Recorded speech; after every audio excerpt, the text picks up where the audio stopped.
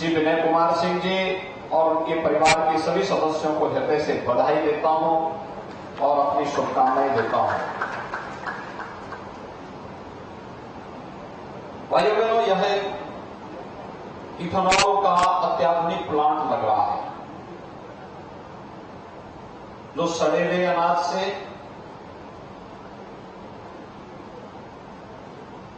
जितने भी, जिसको आप घास कहते हैं, जिसको आप वेस्ट कर देते हैं, ये सभी से मिलाकर के इथेनॉल बनेगा। ग्रीन एनर्जी के एक नए केंद्र के रूप में सहजनवा का विकास होगा और यहां पर हजारों नौजवानों को रोजगार की सुविधाएं विकसित होंगी। एक अत्याधुनिक सोच और उसको प्रभावी ढंग से क्रियान्वित करने के लिए श्री विनय कुमार सिंह को मैं हृदय से धन्यवाद देता हूं और गीडा प्रशासन को, जिन्होंने समयबद्ध तरीके से इन कार्यक्रमों को आगे बढ़ा करके यहां पर समय से आवंटन, जमीन का आवंटन करना, समय पे इस कार्यक्रम को आगे बढ़ाने के लिए बैंक से फाइनेंस के लिए भारतीय स्टेट बैंक का आना और समय पर यह परियोजना जब खड़ी होगी तो इसके माध्यम से इथेनॉल उत्पादन के माध्यम से भारत की ऊर्जा के क्षेत्र में आत्मनिर्भरता, डीजल और पेट्रोल के लिए हमें दूसरे देशों पर निर्भर नहीं रहना पड़ेगा, बल्कि किसान के खेत में पैदा होने वाला अन्न या उसके खेत में जो घास पैदा होती है उसी को इथेनॉल के रूप में इस्तेमाल कर, उसी को इस्तेमाल करके इथेनॉल का निर्माण जब होगा तो यहां के किसानों की आमदनी भी बढ़ेगी और पेट्रोल क्षेत्र में प्रदेश, देश की सरकार को भी विदेशी मुद्रा को देने में, विनिमय करने में पैसा नहीं लगाना पड़ेगा, बल्कि जो पैसा अभी पेट्रो डॉलर के रूप में दुनिया के बाजार में जाता है, गल्फ कंट्रीज को जाता है, वही पैसा हमारे किसानों की जेब में जाएगा और किसान समृद्ध होगा तो देश समृद्ध होगा। सहजनवा क्षेत्र में इस प्रकार का उद्योग लगे, ये एक कल्पना थी और भाइयों बहनों, आप तो सब जानते हैं ये फैक्ट्री वहां लग रही है। देखिए, यही सोच, यही है फर्क सोच में। आज से 10 साल पहले समाजवादी पार्टी की सरकार के समय इसी क्षेत्र में समाजवादी पार्टी एक बूचड़खाना लगाना चाहती थी और हम लोगों ने उस समय यहां बहुत बड़ा आंदोलन खड़ा किया था। उनको बूचड़खाना पसंद था तो एक बूचड़खाना लगा रहे थे। यहां के आसपास के सभी लोगों ने इस पे नाराजगी व्यक्त की थी और एक आंदोलन खड़ा हुआ था और बूचड़खाना लगने से रोका गया था। आज इसी क्षेत्र में किसानों की आमदनी को दोगुना करने के लिए और कई गुना बढ़ाने के लिए एक इथेनॉल प्लांट का, अत्याधुनिक इथेनॉल प्लांट का आधारशिला रखी जा रही है और इसके माध्यम से विकास की प्रक्रिया के साथ सहजनवा को, गोरखपुर को, पूर्वी उत्तर प्रदेश को और प्रदेश को आगे बढ़ाने का कार्य हो रहा है। भाइयों बहनों, मैं भी देख रहा था यहां पे एक डेयरी का भी निर्माण हो रहा है। यहां पर एक नया उद्योग पाइप निर्माण की, उसके निर्माण का उद्योग भी यहीं पर लग रहा है। यानी ये दो बड़े उद्योग पहले से यहां पे लग रहे हैं और एक तीसरा उद्योग यहां लग रहा है। सोचिए, यहीं पर 10 साल पहले समाजवादी पार्टी की सरकार बूचड़खाना लगा करके इस पूरे क्षेत्र को प्रदूषित कर देती, कोई अन्य उद्योग नहीं लग पाता, लोगों का आना जाना दूभर हो जाता, किसान अपने जानवर को बचाने के लिए मजबूर होता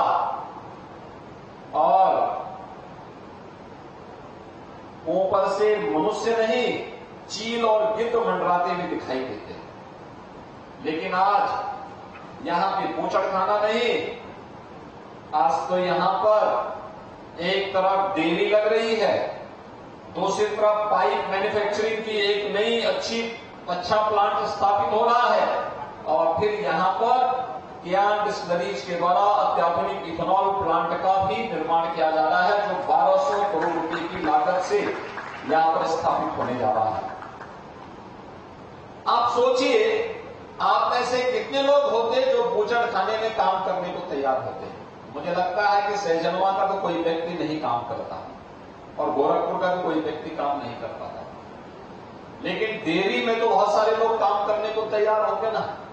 डेयरी तो आधुनिक डेयरी है, और दुग्ध कलेक्शन गांव-गांव में दुग्ध समितियों का गठन करके भी आप उसके माध्यम से भी उसके साथ जुड़ सकते हैं। दुग्ध समितियों का गठन करके, और उस दुग्ध को, वहां से दूध को गांव में एक जगह इकट्ठा करके वहीं से चीनी प्लांट में ले जाना, और फिर वहां से डेयरी में पहुंच जाना। अनेक प्रोडक्ट उससे बनेंगे, दूध भी मिलेगा, दही भी मिलेगा, घी भी मिलेगा, बटर भी मिलेगा, उससे अनेक अन्य उत्पाद तैयार हो सकते हैं। और ज्ञान डेयरी जो यहां पे अपनी डेयरी स्थापित कर रही है, प्रदेश की एक प्रतिष्ठित डेयरी है, पश्चिमी उत्तर प्रदेश में इसने अपना बहुत अच्छा विस्तार किया है, बहुत अच्छा काम कर रही है, और वह डेयरी यहां पर विकास के माध्यम से किसानों को भी समृद्ध करेगी और यहां के नौजवानों को रोजगार भी देगी। पाइप जल जीवन मिशन के अंदर आज हर घर नल की योजना प्रधानमंत्री मोदी जी के मार्गदर्शन में प्रदेश के अंदर बिछाई जा रही है। अब तक की सबसे बड़ी योजना है, और उसके लिए आधुनिक क्वालिटी के पाइप बने। आप सोचिए, जो पाइप आपको पानी पिला रहा है, वह पाइप पता नहीं कहां से आता था, आपको भी नहीं पता, लेकिन अब आप ये कह सकते हैं कि हमारे यहां जो पाइप बिछाया जा रहा है, ये पाइप भी हमारे सहजनवा में बन रहा है। उस प्रकार का उपयोग भी इसी सहजनवा में स्थापित हो रहा है। अभी तक आपको पता नहीं कि आपकी गाड़ी में जो डीजल और पेट्रोल भरा जा रहा है, ये कहां से आ रहा है। लेकिन आने वाले समय में जब इथेनॉल के वाहन आपके यहां चलेंगे, और आपके यहां जो थोड़े बहुत मात्रा में अभी तक इथेनॉल उसके साथ मिक्स करने की व्यवस्था दी गई है, जब इसकी संख्या और बढ़ेगी, आप भी कह सकते हैं कि इथेनॉल कहीं और से नहीं, हमारे सहजनवा में ही इसका निर्माण हुआ है, और हमारी गाड़ी इससे चलती। ग्रीन एनर्जी का एक नया माध्यम बनेगा। प्रदूषण कम होगा। पेट्रोल और डीजल से जो पॉल्यूशन होता है वो खतरनाक होता है, लंग्स को खराब करता है, बहुत खतरनाक प्रदूषण होगा। लेकिन इससे इथेनॉल से जब जो वाहन चलेंगे, उससे पॉल्यूशन कम होगा, और उससे जो कार्बन मोनोऑक्साइड निकलेगी वह उतनी खतरनाक नहीं होगी, जो कि मनुष्य के स्वास्थ्य के लिए बहुत खतरनाक है। यानी जिसको आप कल तक वेस्ट कहते थे, फेंक देते थे, वह भी आपको एक नाम देगा और उसका एक माध्यम बनेगी, यह कियान डिस्टिलरी। भाइयों बहनों, पिछले 9 वर्ष के अंदर देश के अंदर आपने बदलती हुई तस्वीर देखी है। भारत के बारे में दुनिया का नजरिया बदला है। भारत विकास की एक नई ऊंचाइयों को छू रहा है। भारत नए प्रतिमान विकास के स्थापित कर रहा है। हमारा भारत आज दुनिया की 5वीं बड़ी अर्थव्यवस्था बन गया है।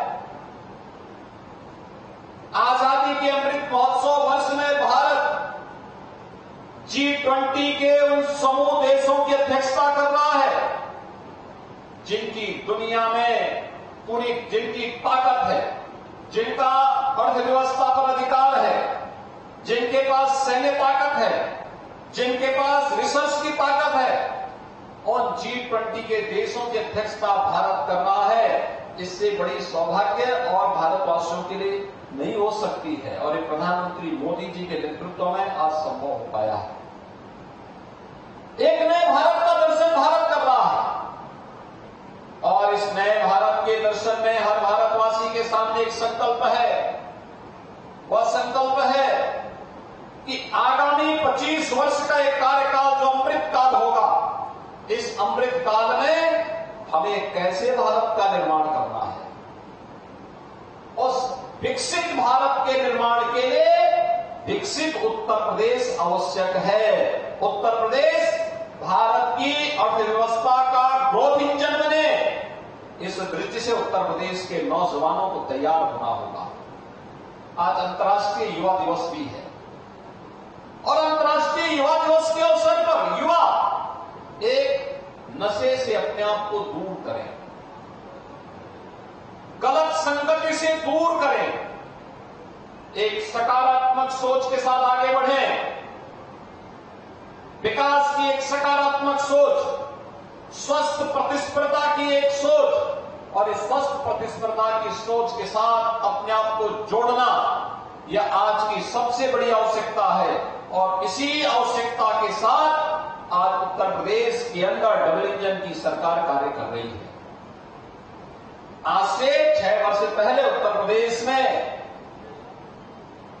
निवेश करना एक दूर की पौड़ी थी। लोग डरते थे क्योंकि कोई व्यक्ति सुरक्षित ही नहीं था। जब व्यक्ति ही सुरक्षित नहीं तो उसकी पूंजी कैसे सुरक्षित रहेगी? व्यक्ति ही सुरक्षित नहीं तो पूंजी कैसे सुरक्षित? और इसलिए कोई आता नहीं था, जो पहले से आया था वो भाग रहा था, यहां से यूपी छोड़ के भाग रहा था। और भाइयों बहनों, पिछले 6 वर्ष पहले की स्थिति क्या थी? 6 वर्ष पहले उत्तर प्रदेश का नौजवान न उत्तर प्रदेश में नौकरी पाता था, और अगर उसने कह दिया कि मैं उत्तर प्रदेश का हूं तो देश के अंदर भी उसके लिए कोई ठौर ठिकाना नहीं था। लोग अपने बगल बैठने नहीं देते थे, मकान नहीं लेने देते थे, किराया का भवन नहीं लेने देते थे, छात्रों को हॉस्टल में जाने में दिक्कत होती थी, अपनी पहचान छुपाने के लिए मजबूर होना पड़ता था। यही समाजवादी पार्टी और बहुजन समाजवादी पार्टी की इन सरकारों की संस्कार थे, जिन्होंने उत्तर प्रदेश के नौजवानों के सामने, उत्तर प्रदेश के नागरिकों के सामने पहचान का संकट खड़ा किया था। लेकिन आज पहचान का संकट नहीं है।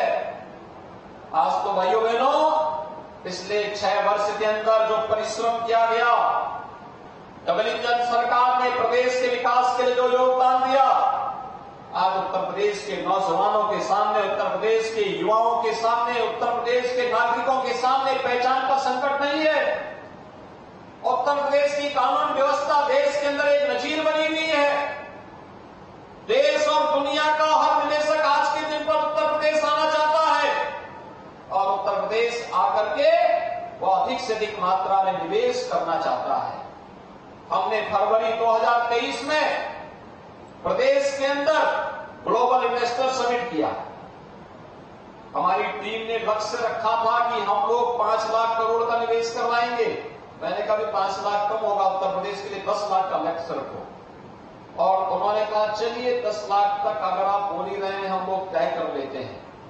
लेकिन भाइयों बहनों, जब निवेशक आए तो कितने का प्रस्ताव हमारे पास आया? 36 लाख करोड़ रुपए के निवेश के प्रस्ताव उत्तर प्रदेश के अंदर आए हैं हमारे पास। ये 36 लाख करोड़ रुपए के निवेश का प्रस्ताव का मतलब 1 करोड़ नौजवानों के लिए नौकरी की सुविधा।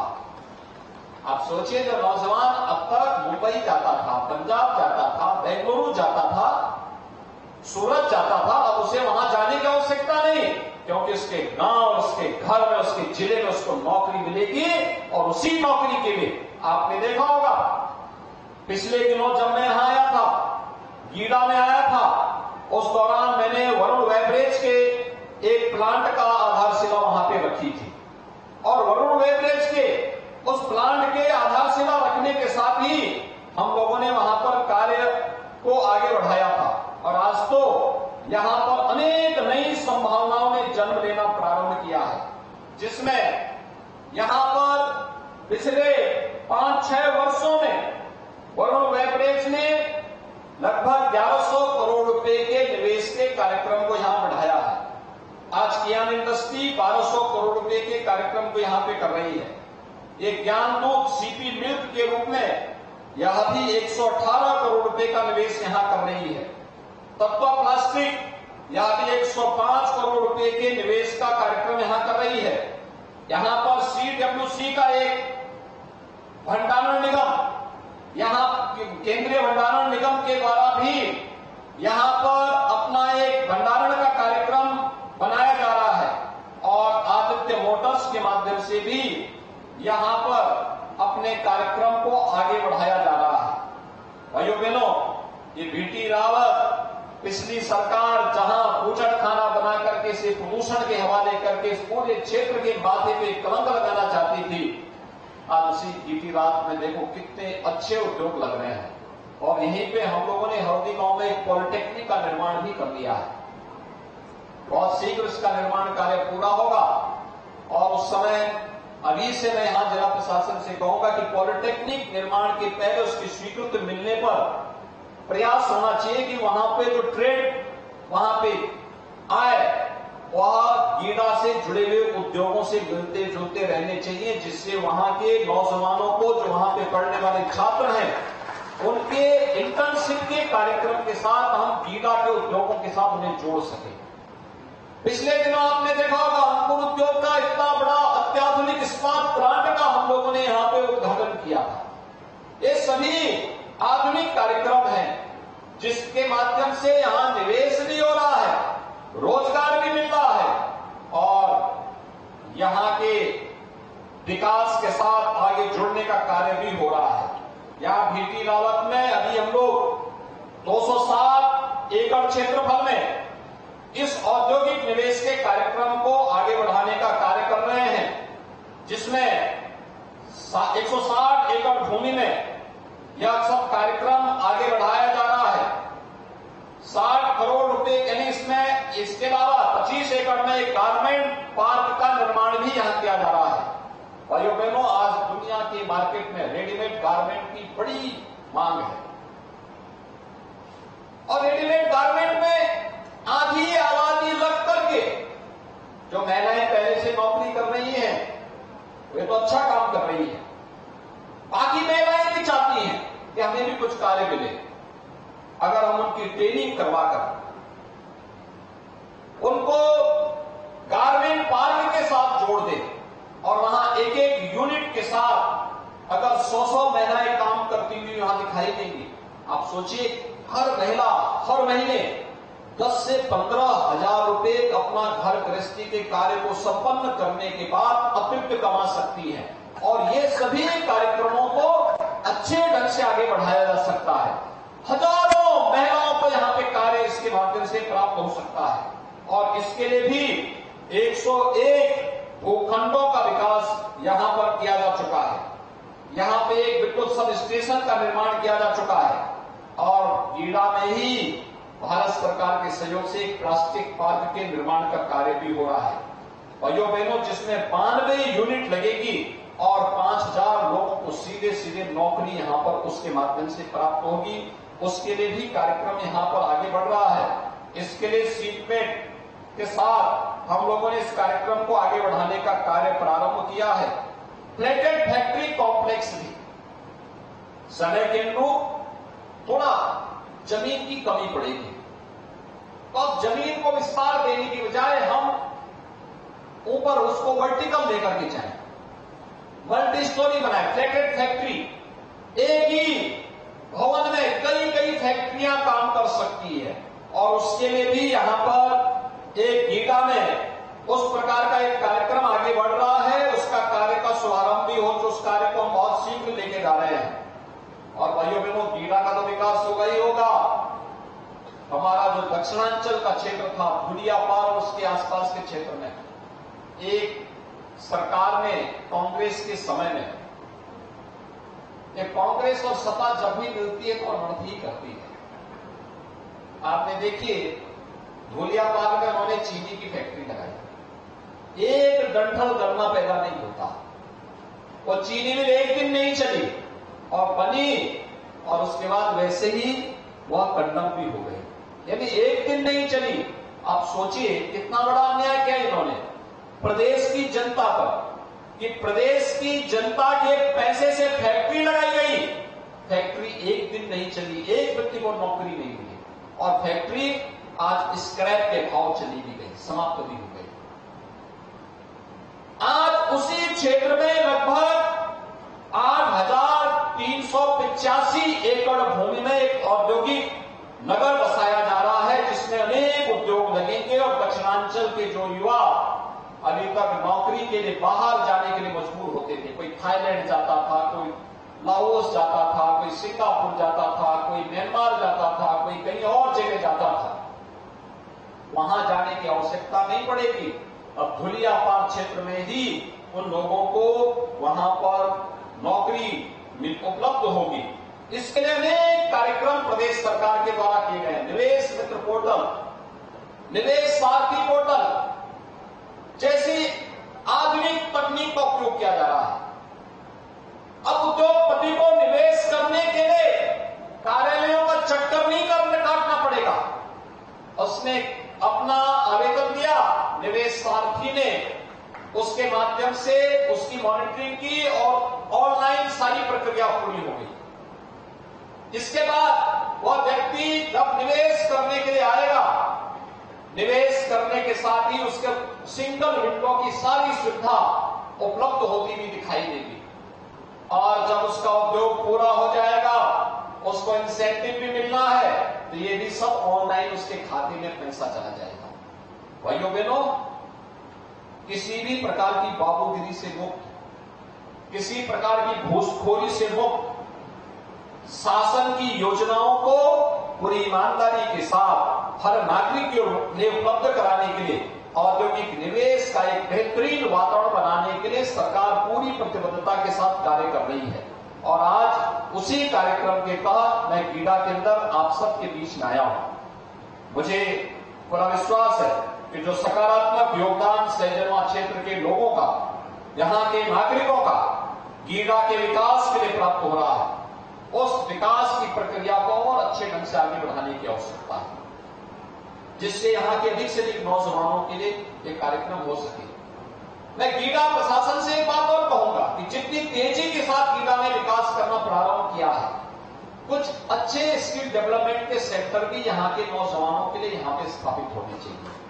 जो हाई स्कूल पास कर ले, 8वीं पास करने के बाद वह व्यक्ति बहुत पढ़ाई लिखाई में मन नहीं लग रहा है, या हाई स्कूल के बाद वो चाहता है कि मैं अपने माँ बाप के लिए कुछ स्वावलंबन का आधार बनूं, परिवार की आजीविका का भी आधार बनूं, तो स्किल डेवलपमेंट का सेंटर स्थापित करके ट्रेनिंग दो और यहां की फैक्ट्री में उसके समायोजन की व्यवस्था होनी चाहिए। सीएम इंटर्नशिप स्कीम का लाभ यहां डिग्री कॉलेज के या बेरोजगार नौजवानों की सूची तैयार करते हुए हम उन्हें उद्योग के साथ जोड़े। 1 साल के लिए उद्योगों के साथ कुछ नौजवानों को जोड़ना, वह ट्रेनिंग ले, इस दौरान कुछ मानदेय उद्योग देगा, कुछ सरकार देगी, उस नौजवान को भी काम मिलेगा, सीखने का एक अनुभव होगा। अगर वह अच्छा काम करेगा, फैक्ट्री चाहेगी तो आगे उसको कंटिन्यू कर सकती है, नहीं तो सर्टिफिकेट लेकर के फिर कहीं अपना काम ढूंढ सकता है और उसको कार्य की कमी नहीं होगी। ऐसे अनेक स्कीम है जिन कार्यक्रमों को हम तेजी के साथ आगे बढ़ा सकते हैं और इसीलिए हमारा युवा तकनीकी दृष्टि से सक्षम बन सके।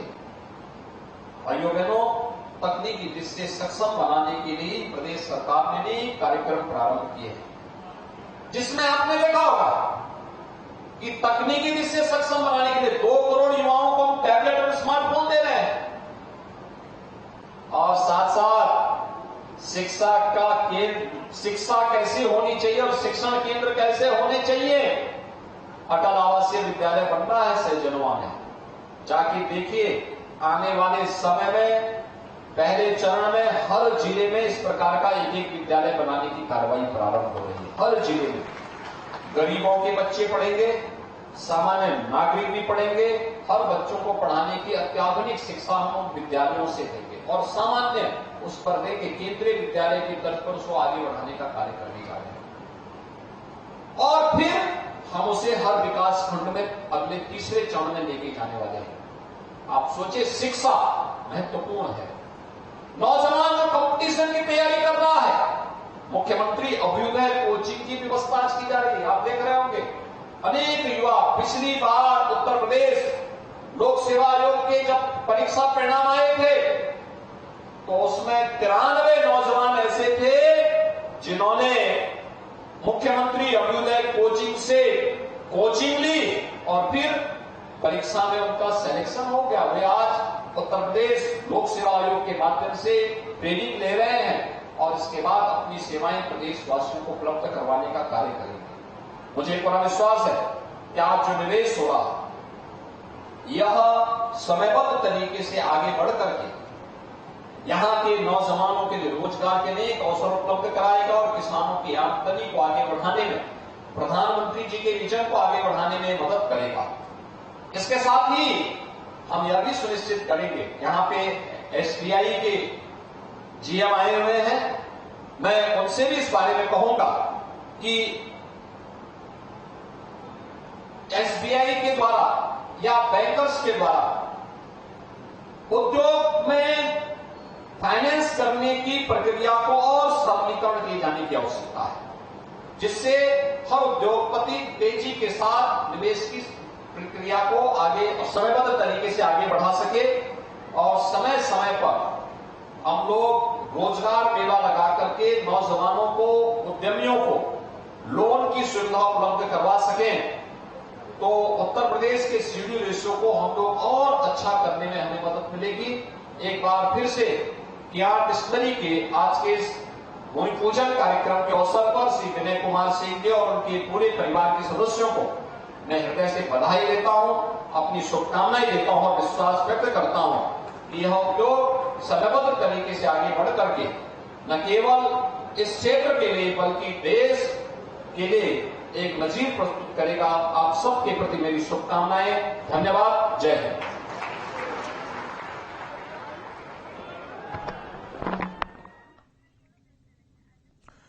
तो मुख्यमंत्री योगी आदित्यनाथ को आप गोरखपुर से सुन रहे थे, जिन्होंने तमाम बड़ी बातें कही। उन्होंने कहा कि युवाओं को रोजगार जो है यहां पर मिलता हुआ नजर आएगा। साथ ही साथ एथेनॉल प्लांट का सीएम ने शिलान्यास किया है। और यहां रुकते एक छोटे से ब्रेक के लिए।